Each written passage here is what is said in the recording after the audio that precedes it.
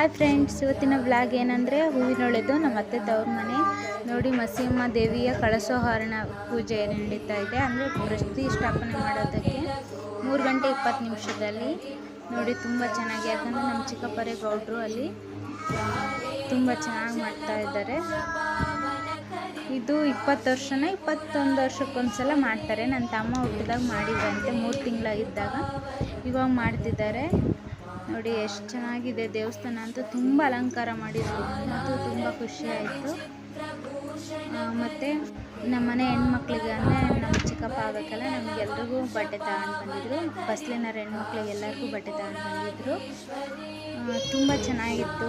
ನಮ್ಮ ಚಿಕ್ಕಪ್ಪ ನಿನ್ನೆ ಬೆಳಗ್ಗೆಯಿಂದ ಜೋಡಿಸ್ಕೊಂಡಿತ್ತು. ಹೂವು, ತುಳಸಿ, ಕೊಬ್ಬರಿ ಮತ್ತು ಮಾವಿನ ಎಲೆಗಳು ಪ್ರತಿಯೊಂದು ಜೋಡಿಸ್ಕೊಂಡು ಹೋಯ್ತು.